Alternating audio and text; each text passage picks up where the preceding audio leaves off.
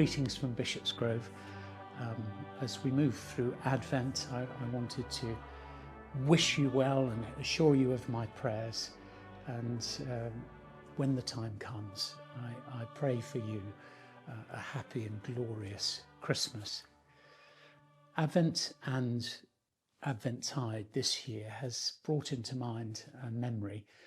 John, a colleague and a priest who I worked with some years ago.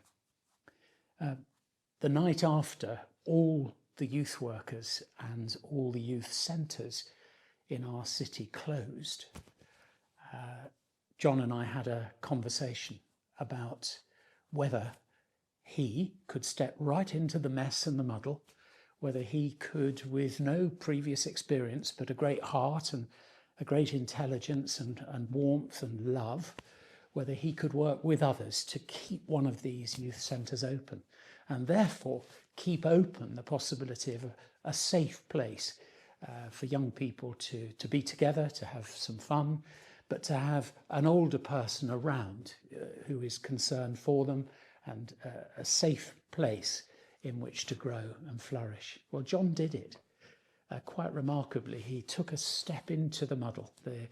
The overnight closures caused real harm and problems right across the city in which I was working.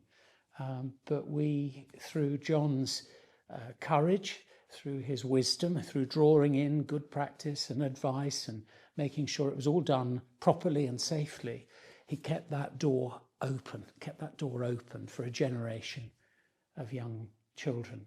I've just heard that there is the possibility of youth centres in our communities opening up again. I think this is wonderful news. It's Christmas news, because this is God's way with us to have an open door to us, an invitation to come, to be together, to share life, to share the challenges of life and the joys of life.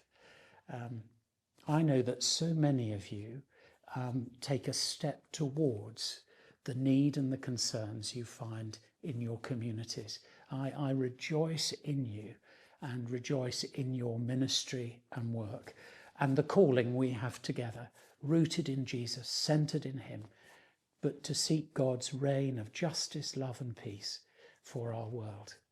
So bless you as you continue in the way of Jesus. Bless you when energy flags, just lean on him afresh. Ask for his grace and his strength to keep on taking a step towards those around you.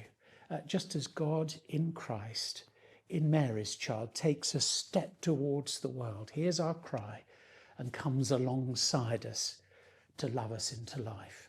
Thank you for all you are and do in the life of the Diocese of Portsmouth and in the life of the communities where we are called to serve and to serve and to serve again, to find what is good and strengthen it, to find what is flagging and encourage it, and find what is unjust and speak boldly of it.